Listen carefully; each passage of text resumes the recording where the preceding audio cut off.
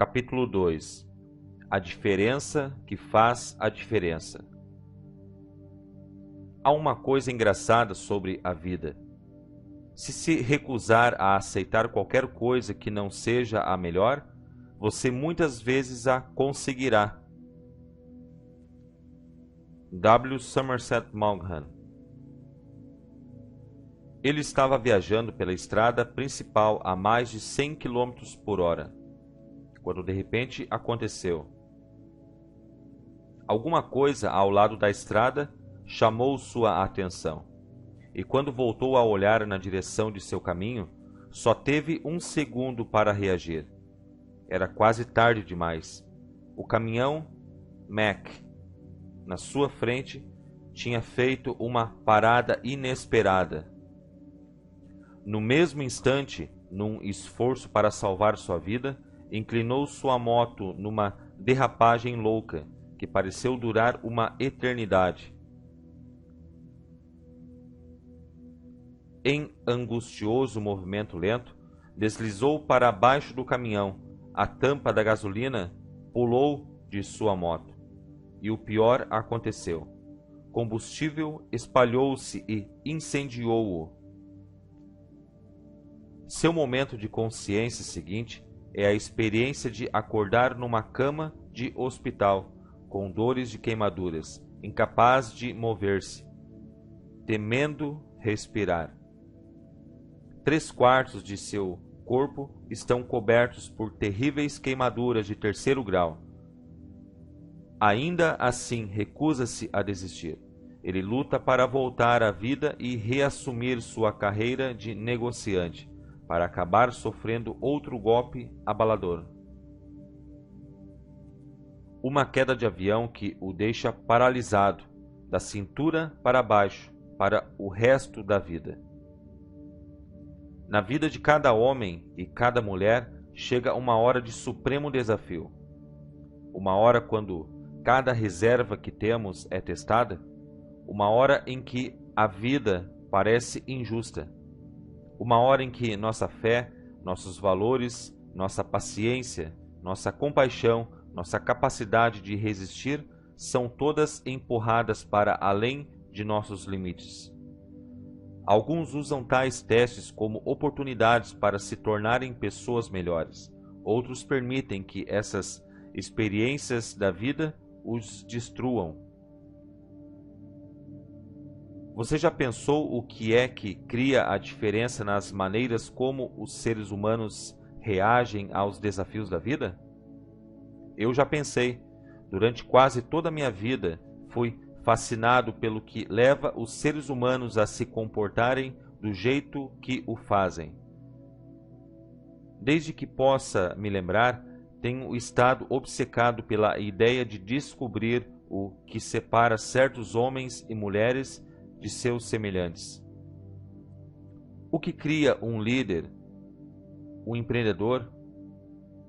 Como é que há tantas pessoas neste mundo que vivem tão alegres, apesar de muitas adversidades, enquanto outras parecem ter sempre levado vidas de desespero, raiva e depressão? Deixe-me compartilhar a história de outro homem com vocês, e notemos as diferenças entre os dois. A vida dele parece muito mais brilhante. Ele é fabulosamente rico, artista de enorme talento, com muitos admiradores.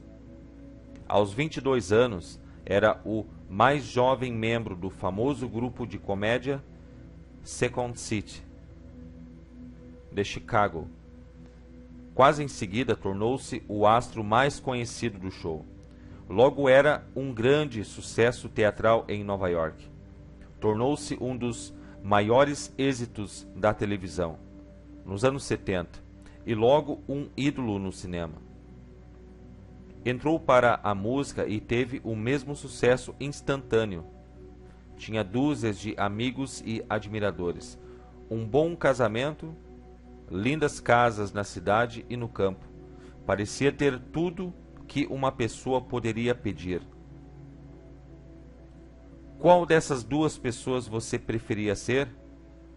É difícil imaginar alguém escolhendo a primeira opção em vez da segunda. Mas deixe-me contar-lhe mais sobre essas duas pessoas. A primeira é uma das mais cheias de vida, fortes e bem-sucedidas que conheço. Seu nome é W. Mitchell, e ele está vivo, bem e morando no Colorado. Desde seu terrível acidente de moto, ele conheceu mais sucesso e alegria do que a maioria das pessoas durante a vida toda. Ele desenvolveu excelentes relações pessoais com alguns dos mais influentes nomes nos Estados Unidos. Tornou-se um milionário nos negócios.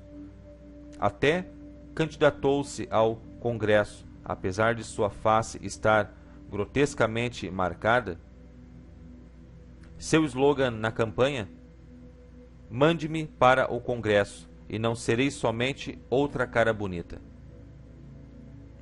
Hoje tem uma fabulosa relação com uma mulher muito especial e fez campanha para sair candidato a governador do Colorado em 1986. A segunda pessoa é alguém que você conhece bem, alguém que, com certeza, já lhe proporcionou muito prazer e alegria. Seu nome era John Belushi. Foi um dos mais célebres comediantes de nosso tempo e um dos maiores sucessos da história do entretenimento nos anos 70. Belushi era capaz de enriquecer inúmeras vidas, mas não a sua própria. Quando morreu com a idade de 33 anos, daquilo que o delegado chamou de intoxicação aguda por cocaína e heroína, poucos dos que o conheciam ficaram surpresos. O homem que tinha tudo tornara-se um bêbado, um viciado incontrolável. Velho apesar da idade, por fora ele tinha tudo, por dentro estava vazio há anos. Vemos exemplos similares a toda a hora. Já ouviu falar de Pete Stradwick? Nascido sem mãos e pés, resolveu tornar-se um corredor de maratona e já correu cerca de 40.000 quilômetros? Pense na história espantosa de Helen Keller. Ou pense em Candy Lightner, a fundadora de um movimento denominado Mães contra Motoristas Bêbados. Ela sofreu uma terrível tragédia, a morte de uma filha atropelada por um motorista embriagado, e formou uma organização que, com certeza, já salvou centenas ou milhares de vidas. No outro extremo, pense em pessoas como Marilyn Monroe ou Ernest Hemingway, que tiveram sucesso fabuloso e acabaram se destruindo. Assim, eu lhe pergunto, qual é a diferença entre os que têm e os que não têm? Qual é a diferença entre os que podem e os que não podem? Qual é a diferença entre os que fazem e os que não fazem? Por que algumas pessoas superam adversidades horríveis e inimagináveis e fazem de suas vidas um triunfo, enquanto outras, apesar de todas as vantagens, transformam suas vidas num desastre? Por que algumas pessoas aproveitam qualquer experiência e fazem-na trabalhar a seu favor, enquanto outras fazem-na trabalhar contra? Qual é a diferença entre W. Mitchell e John Belushi? Qual é a diferença que faz a diferença na qualidade de vida? Tenho sido obcecado por essa questão minha vida inteira. Conforme cresci, vi pessoas que tinham grandes riquezas de todos os tipos, grandes empregos, amizades maravilhosas, físicos bem desenvolvidos.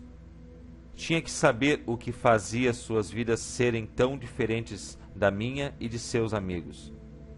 Toda a diferença vinha na maneira como nos comunicávamos conosco e nas ações que fazíamos. O que fazemos quando tentamos tudo o que podemos e as coisas continuam saindo erradas? As pessoas bem-sucedidas não têm menos problemas do que as que falham. As únicas pessoas sem problemas são aquelas que estão no cemitério. Não é o que acontece conosco que separa os sucessos dos fracassos. É como percebemos isso e o que fazemos a respeito do que acontece que faz a diferença. Quando W. Mitchell recebeu a informação de que seu corpo estava coberto de queimaduras de 3º grau em 3/4 partes, teve uma escolha sobre como interpretar essa informação. O significado desse fato podia ter sido uma razão para morrer, lamentar ou qualquer outra coisa que quisesse exprimir. Ele preferiu exprimir firmeza que essa experiência tinha ocorrido por alguma razão e que isso algum dia lhe daria até maiores vantagens em sua meta para destacar-se no mundo. Como resultado dessa comunicação consigo mesmo, formou conjuntos de crenças e valores que continuavam a dirigir sua vida, a partir de um sentido de vantagem, mais do que de tragédia. Mesmo depois de ter ficado paralítico, como Pete Strudwick foi capaz de correr com sucesso a Pikes Peak, a mais difícil maratona do mundo, apesar de não ter mãos nem pés? Simples, ele dominava sua comunicação consigo mesmo. Quando os sentidos de seu corpo enviavam-lhe sinais que, no passado, interpretara como dor, como limitação, como exaustão, ele simplesmente tornou a rotular seus significados e continuou a comunicá-los a seu sistema nervoso de uma maneira que o manteve correndo. As coisas não mudam, nós mudamos. Henry David Thoreau. O que sempre me deixou curioso era, em especial, como as pessoas conseguiam resultados. Tempos atrás, compreendi que o sucesso deixa vestígios, que as pessoas que conseguem resultados notáveis fazem coisas específicas para criar esses resultados. Compreendi que não era suficiente só saber o que W. Mitchell ou Pete Strudwick comunicavam para si, de uma forma que produziam resultados. Tinha que saber especificamente como eles faziam isso. Acreditava que, se eu duplicasse as ações de outros, poderia reproduzir a mesma qualidade de resultados que eles tinham. Acreditava que, se plantasse, também colheria. Em outras palavras, se houvesse alguém que pudesse ser piedoso, mesmo nas mais horríveis das circunstâncias, eu poderia descobrir sua estratégia. Como ele olhava para as coisas, como usava o corpo naquelas situações, e me tornaria mais piedoso. Se um homem e uma mulher desenvolveram um casamento bem-sucedido, estando ainda muito apaixonados depois de 25 anos, eu poderia descobrir que atitudes tomaram, que crenças têm que criaram esse resultado, e poderia adotar essas atitudes e crenças para conseguir resultados semelhantes em minhas relações. Na minha vida, consegui o resultado de ser muito gordo. Comecei a compreender que tudo o que precisava fazer era me modelar por pessoas que eram magras, descobrir que o que comiam, como comiam, o que pensavam, quais eram suas crenças, e poderia conseguir o mesmo resultado. Foi assim que perdi meus 13,5 kg de excesso de peso. Fiz a mesma coisa na área financeira e nas minhas relações pessoais. Assim, comecei a procura de modelos de excelência pessoal e, na minha própria procura pela excelência, estudei todos os caminhos possíveis. Conheci então a ciência conhecida como Programação Neurolinguística, abreviada para PNL. Se você analisá-la, o nome vem de neuro, referindo-se ao cérebro, e linguístico, referindo-se à linguagem. Programação é a instalação de um plano ou procedimento. PNL é o estudo de como a linguagem, tanto a verbal como a não verbal, afeta o nosso sistema nervoso. Nossa capacidade de fazer qualquer coisa na vida está baseada em nossa capacidade de dirigir nosso próprio sistema nervoso. Aqueles que alcançam algum resultado importante conseguiram comunicações específicas para o sistema nervoso através dele. A PNL estuda como as pessoas se comunicam entre si em formas que produzem ótimos estados de desembaraço, criando assim um maior número de escolhas de conduta. O nome Programação Neurolinguística, embora seja a expressão exata do que trata a ciência, pode também ser responsável pelo fato de que você talvez nunca tenha antes ouvido falar dela. No passado, era de preferência ensinada a terapeutas e a um pequeno número de afortunados executivos. Em meu primeiro contato com ela, logo percebi que era alguma coisa bastante diferente de tudo que já tinha experimentado antes. Observei um praticante da PNL tratar uma mulher que há mais de 3 anos estava em terapia por causa de reações fóbicas e, em menos de 45 minutos, não havia mais fobia. Fique cativado. Tinha que saber tudo. Por sinal, muitas vezes o mesmo resultado pode ser conseguido em 5 ou 10 minutos. A PNL proporciona uma estrutura sistemática para dirigirmos nosso próprio cérebro. Ensina-nos como dirigir não só nossos próprios estados e comportamentos, mas também os estados e comportamentos dos outros. Resumindo, é a ciência de como dirigir seu cérebro de uma forma favorável para conseguir os resultados que deseja. A PNL proporcionou exatamente o que eu estava procurando.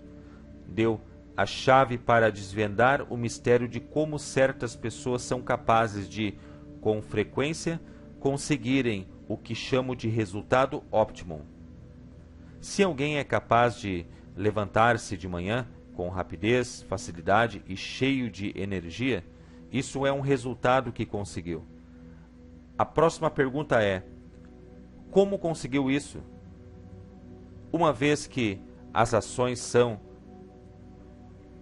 a origem de todos os resultados, que ações específicas mentais ou físicas produzem o processo neurofisiológico de acordar do sono com rapidez e facilidade? Uma das pressuposições da PNL é que todos nós temos a mesma neurologia. Assim, se alguém no mundo pode fazer qualquer coisa, você também pode. Se conduzir seu sistema nervoso exatamente da mesma forma. Esse processo de descobrir exata e especificamente o que as pessoas fazem para conseguir um resultado específico é chamado modelagem. Mais uma vez, a questão é: se é possível para os outros no mundo, é possível para você. Não é uma questão de saber se pode conseguir os resultados que outra pessoa conseguiu. É uma questão de estratégia, isto é, como a pessoa consegue os resultados? Se alguém pronuncia muito bem as palavras, há uma maneira de copiá-lo, a fim de que você também seja como ele, em questão de 4 ou 5 minutos. Aprenderá essa estratégia no capítulo 8. Se alguém que você conhece se comunica muito bem com o filho, você pode fazer o mesmo. Se alguém acha fácil levantar-se com rapidez pela manhã, você também pode. É só copiar como outras pessoas dirigem seus sistemas nervosos. Claro, algumas tarefas são mais complexas do que outras e podem levar mais tempo para serem copiadas e duplicadas. No entanto, se você tiver bastante vontade e crença que o ajudarão enquanto continuar ajustando e mudando, conseguirá, pois qualquer coisa que qualquer ser humano faça pode ser copiada. Em muitos casos, uma pessoa pode levar anos em tentativas e erros até encontrar uma maneira específica de usar o corpo ou a mente para conseguir um resultado. Mas você pode começar a copiar as ações que levaram anos para serem aperfeiçoadas e conseguir resultados similares em uma questão de momentos, meses ou, pelo menos, em muito menor tempo que levou a pessoa cujos resultados deseja duplicar. Os dois primeiros homens responsáveis pela PNL são John Grinder e Richard Bandler. Grinder é linguista, um dos mais proeminentes do mundo. Bandler é matemático, terapeuta Gestalt, a terapia da forma, e perito em computadores. Os dois decidiram juntar seus talentos numa única tarefa: sair copiando as pessoas que representam as melhores nos seus respectivos ramos. Procuraram aquelas que fossem exemplares na criação daquilo a que a maioria dos seres humanos aspiram, ou seja, mudança.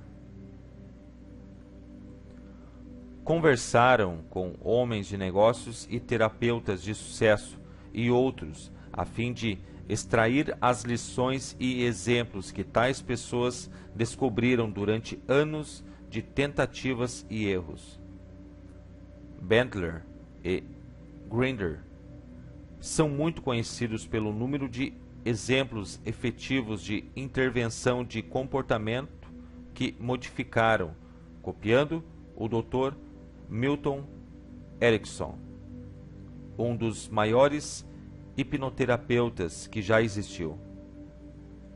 Virginia Satir, uma extraordinária terapeuta de família, e Gregory Bateson, um antropólogo. Os dois descobriram, por exemplo, como Satir era capaz de conseguir com eficiência soluções para relacionamentos onde outros terapeutas tinham falhado. Descobriram que padrões de ações seguia para criar resultados. E ensinaram esses padrões para seus alunos, que então ficaram capacitados a aplicá-los e a conseguir a mesma qualidade de resultados, apesar de não terem os anos de experiência da notável terapeuta. Eles semearam as mesmas sementes, assim colheram as mesmas recompensas, trabalhando com os padrões fundamentais que copiaram desses três mestres, Bandler e Grinder. Começaram a criar seus próprios padrões e a ensiná-los também. Esses padrões são comumente conhecidos como programação neurolinguística, a PNL. Esses dois gênios fizeram muito mais do que nos dar uma série de padrões importantes e efetivos para criar mudanças. Mais importante ainda, deram-nos uma visão sistemática de como duplicar qualquer forma de excelência humana em um curto período de tempo. O sucesso deles é legendário. No entanto, mesmo com os instrumentos disponíveis, muitas pessoas só aprenderam os padrões para criar mudança emocional de comportamento e nunca tiveram o poder pessoal para usá-los de uma forma efetiva e congruente. Mais uma vez, ter o conhecimento não é suficiente. Ação é que produz resultados. Quanto mais eu lia livros sobre PNL, mais ficava surpreso de encontrar pouco ou nada escrito sobre o processo de modelagem. Para mim, modelagem é o caminho para a excelência. Significa que, se eu vejo alguém neste mundo conseguindo um resultado que desejo, posso produzir os mesmos resultados, se quiser pagar o preço do tempo e do serviço. Se você quiser alcançar o sucesso, tudo o que precisa fazer é encontrar um meio de copiar aqueles que já são um sucesso.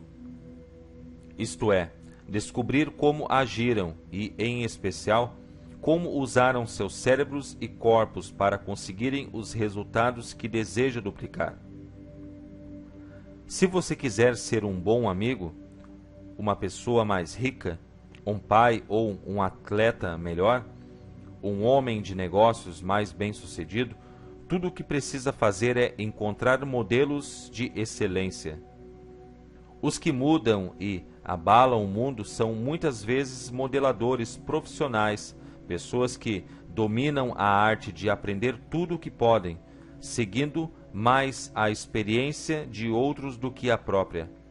Sabem como salvar a única riqueza que nenhum de nós consegue ter suficiente, que é o tempo. De fato, se você olhar a lista de best-sellers do The New York Times, descobrirá que a maioria dos livros que lideram a lista contém modelos de como fazer alguma coisa com mais eficiência. O último livro de Peter Drucker é Inovação e Empreendedorismo. Nele, o autor delineia as ações específicas que se deve tomar para ser um empresário eficiente e inovador. Deixa bem claro que inovação é um processo muito especial e deliberado. Não há nada misterioso ou mágico em ser um empresário. Não está na composição genética. É uma disciplina que pode ser aprendida. Parece familiar? Ele é considerado um fundador das práticas modernas de negócios, devido à sua perícia em copiar. The One Minute Manager, Kenneth Blanchard e Spencer Johnson, é o modelo para comunicação humana e orientação simples e efetiva para qualquer relacionamento humano. Foi elaborado para modelar alguns dos mais eficientes gerentes do país. In Search of Excellence, de Thomas Peters e Robert Walterman Jr., é sem dúvida um livro que mostra um modelo de corporações bem-sucedidas nos Estados Unidos. Bridge Across Forever, ou A Ponte para o Sempre, Richard Beck, proporciona outro ponto de vista, o novo modelo de como encarar os relacionamentos. A lista continua. Este livro também está cheio de muitas séries de modelos de como dirigir sua mente, seu corpo e sua comunicação com os outros, de uma forma que produza resultados importantes para todos os envolvidos. No entanto, minha meta para você não é só aprender esses padrões de sucesso, mas também ultrapassá-los, fazendo você criar seus próprios modelos. Você pode ensinar a um cachorro padrões que melhorarão seu comportamento. Pode fazer a mesma coisa com pessoas. Mas o que quero que aprenda é um processo, uma estrutura, uma disciplina que lhe permitirá duplicar excelência onde quer que a encontre. Quero ensinar-lhe alguns dos mais eficientes padrões da PNL. Porém, quero que se torne mais do que só um adepto da PNL. Quero que se torne um modelador, alguém que saiba reconhecer excelência e a torne própria. Alguém em constante busca do desempenho ótimo, pois você não está preso, comprometido com nenhuma das séries de sistemas ou padrões, mas, em vez disso, está procurando com afinco novos e efetivos meios para conseguir os resultados que deseja. Para modelar excelência, precisa tornar-se um detetive, um investigador, alguém que faz uma porção de perguntas e segue todas as pistas do que produz excelência. Ensinei ao melhor atirador de pistola do exército dos Estados Unidos a atirar melhor, encontrando os padrões exatos de excelência em tiro de pistola. Aprendi as habilidades de um mestre de karatê, observando o que pensava e fazia. Melhorei o desempenho de atletas profissionais e olímpicos. Fiz isso encontrando um meio de modelar com precisão o que esses homens fizeram quando conseguiram seus melhores resultados, e então mostrei a eles como podiam usar aqueles desempenhos como deixas. Construir a partir do sucesso dos outros é um dos aspectos fundamentais da maioria dos aprendizados. No mundo da tecnologia, cada processo em engenharia ou computação é naturalmente precedido de novas descobertas e avanços.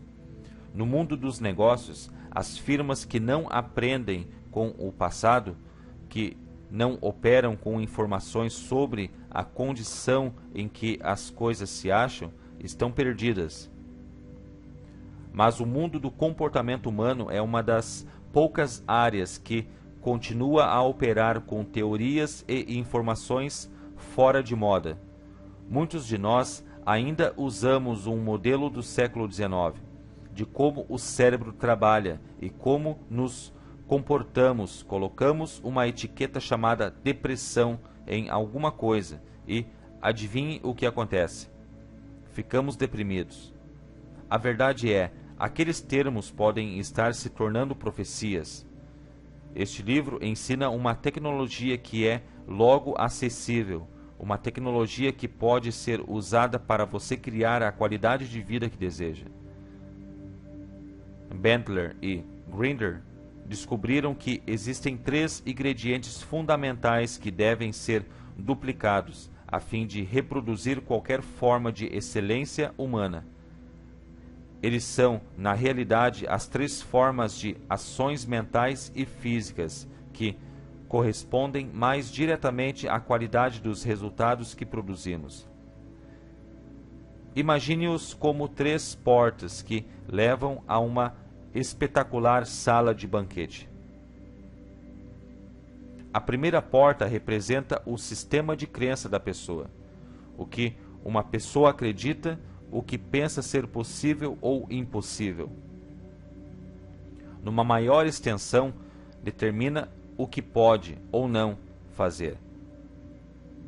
Há uma velha frase que diz: quer você acredite que pode fazer uma coisa ou acredite que não pode, você está certo.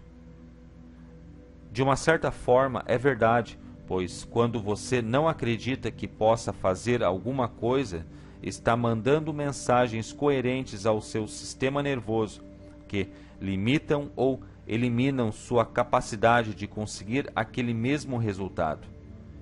Se por outro lado estiver consistentemente enviando congruentes mensagens ao seu sistema nervoso que dizem que você pode fazer alguma coisa, ele então avisa seu cérebro para produzir o resultado que deseja. E isso abre a possibilidade para que aconteça. Assim, se você puder copiar o sistema de crença de uma pessoa, dá o primeiro passo para agir como ela age, conseguindo então um tipo similar de resultado. Veremos os sistemas de crença mais adiante, no capítulo 4. A segunda porta que deve ser aberta é a sintaxe mental da pessoa. Sintaxe mental é a maneira como as pessoas organizam seus pensamentos. Sintaxe é como um código. Há 7 dígitos num número de telefone, mas você tem de discá-los na ordem certa para encontrar a pessoa que quer. O mesmo é verdadeiro para encontrar a parte de seu cérebro e sistema nervoso que poderão ajudá-lo. Com mais eficiência, a conseguir o resultado que deseja. O mesmo é verdadeiro em comunicação. Muitas vezes as pessoas não se comunicam bem com outras, porque pessoas diferentes usam códigos diferentes, sintaxes mentais diferentes. Decifre os códigos e terá passado pela segunda porta, em direção à modelagem das melhores qualidades das pessoas. Olharemos a sintaxe no capítulo 7. A terceira porta é a fisiologia. A mente e o corpo estão totalmente ligados. A maneira como você usa sua fisiologia, como respira e mantém seu corpo, sua postura, expressões faciais, a natureza e qualidade de seus movimentos, é que determina em que estado você está. O estado em que esteja, então, determinará a extensão e a qualidade dos comportamentos que você será capaz de conseguir. Aprenderemos mais sobre fisiologia no capítulo 9. No momento, estamos modelando todo o tempo. Como uma criança aprende a falar? Como um jovem atleta aprende com um mais velho? O que faz um promissor homem de negócio decidir estruturar sua firma? Aqui está um exemplo simples de modelagem do mundo dos negócios. Uma maneira de muitas pessoas ganharem muito dinheiro neste mundo é através do que eu chamo de modismo. Vivemos numa cultura que é bastante consistente. Assim, o que funciona num lugar com muita probabilidade funcionará em outro. Se alguém abriu um negócio bem-sucedido vendendo bolinhos de chocolate numa Alameda em Detroit, as possibilidades são que o mesmo negócio funcionará numa Alameda em Dallas. Se alguém em Chicago dirige um negócio, fornecendo pessoas em trajes ridículos para entregar mensagens, as chances são de que a mesma coisa funcione em Los Angeles ou Nova York. Tudo o que muitas pessoas fazem para ter sucesso nos negócios é encontrar alguma coisa que foi bem sucedida em uma cidade e fazer a mesma coisa em algum outro lugar. Antes que o modismo termine, tudo o que tem a fazer é pegar um sistema provado e duplicá-lo, e talvez até melhorá-lo. Pessoas que fazem isso estão de fato garantindo sucesso. Os maiores modeladores do mundo são os japoneses. O que está atrás do espantoso milagre da economia japonesa? Será inovação brilhante? Algumas vezes. No entanto, se você checar a história industrial das 2 últimas décadas, descobrirá que muito pouco entre os novos produtos ou avanços tecnológicos começaram no Japão. Os japoneses só recolheram ideias e produtos que começaram nos Estados Unidos, expandindo-se em todo lugar, de carros a semicondutores, e através de meticulosa modelagem. Retiraram os melhores elementos e melhoraram no resto. O homem considerado o mais rico do mundo por muitas pessoas é Adnan Mohammad Khashoggi. Como ficou assim? Simples. Ele fez moldes dos Rockefellers, Morgans e outros da mesma estatura financeira. Lia tudo o que podia sobre eles, estudou suas crenças e modelou suas estratégias. Por que W. Mitchell foi capaz não só de sobreviver, mas de prosperar, saindo de uma experiência tão perturbadora que poucos poderiam suportar? Quando estava no hospital, amigos liam para ele exemplos de pessoas que superaram grandes obstáculos. Ele tinha um modelo de possibilidade, e esse modelo positivo foi mais forte do que as experiências negativas que suportou. A diferença entre os bem-sucedidos e aqueles que falham não é o que têm, mas sim o que escolhem para ver e fazer com suas reservas e experiências de vida. Por meio desse mesmo processo de modelagem, comecei a conseguir resultados imediatos para mim e para outros. Continuei a procurar outros padrões de pensamento e ações que produzissem resultados satisfatórios em curtos períodos de tempo. Chamo esses padrões combinados de Optimum Performance Technologies. Essas estratégias compõem o corpo deste livro, mas quero tornar uma coisa clara. Minha meta, o que espero de você, não é que só domine os padrões que descrevo aqui. O que precisa fazer é desenvolver seus próprios padrões, suas próprias estratégias. John Grinder ensinou-me a nunca acreditar muito em alguma coisa, porque se acreditar, sempre haverá um ponto sem solução. A PNL é um instrumento poderoso, mas apenas um instrumento que pode ser usado para desenvolver suas próprias abordagens, suas próprias estratégias, seus próprios critérios. Nenhuma estratégia funciona sempre. É claro que modelar não é nada novo. Todo grande inventor copiou suas descobertas de outros para apresentar alguma coisa nova. Toda criança copia o mundo à sua volta. Porém, o problema é que a maioria de nós copiamos num nível desfocado e muito aleatoriamente. Pegamos ao acaso pedaços e partes desta ou daquela pessoa e perdemos por completo alguma coisa muito mais importante de uma outra. Copiamos alguma coisa boa aqui e alguma coisa ruim acolá. Tentamos copiar alguém que respeitamos, mas descobrimos que, na verdade, não sabemos como fazer o que ele ou ela fazem. O encontro da preparação com a oportunidade gera o rebento que chamamos sorte. Anthony Robbins. Pense neste livro como um guia preciso, uma oportunidade para tornar-se ciente de alguma coisa que sempre tenha feito em sua vida. Há recursos e estratégias fenomenais à sua volta. Meu desafio para você é que comece a pensar como um modelador, estando sempre atento aos padrões e tipos de ações que produzem resultados importantes. Se alguém é capaz de fazer alguma coisa notável, a questão imediata que deve surgir é: como ele criou esse resultado?